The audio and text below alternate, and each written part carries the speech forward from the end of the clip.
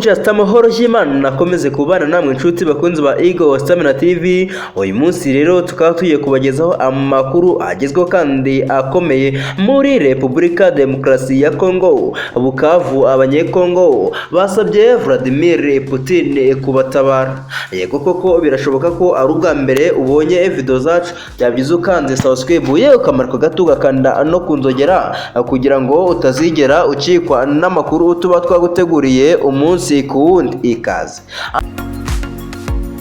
Abanyekongo bitabiriye imyigaragambyo yamagana umutwe witwaje intwaro wa M23 u Rwanda n'umuryango w'abibumbye UN mu mujyi wa Bukavu uherereye mu ntara ya Kivu y'Amajyepfo. Basabye Prezida Vladimir Putin w'Uburusiya gufasha ingabo zabo mu rugamba zirimo rutoroshye.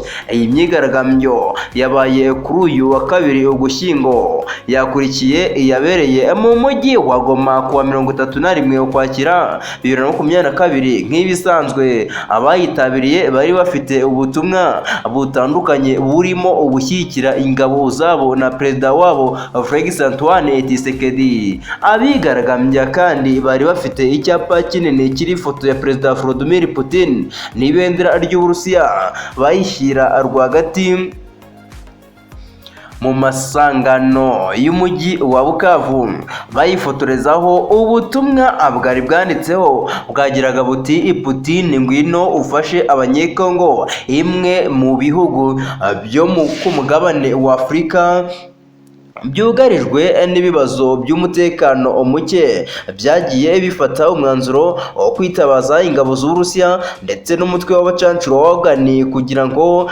zibafashe kubikemura, mu gihe ahwihwiswaga ko leta ya RDC nayo yaba ishaka gukoresha abacancuro b'Uburusiya. Prezida Tshisekedi mu kwezi gushize yabwiye umunyamakuru wa Financial Times ko nta gahunda afite yo kwifashisha Wagner Group, ko ahubwo bazakomeza gukorana n'inshuti zirimo Ububiligi busanzwe butoza ingabo zabo. Igiye TV, hasta la vista. Amakuru yacu nakagaruka. Ciao ciao. Mwari kumwe n'umuhungu wanyu Mwami Ito Mutoni Ibigwi.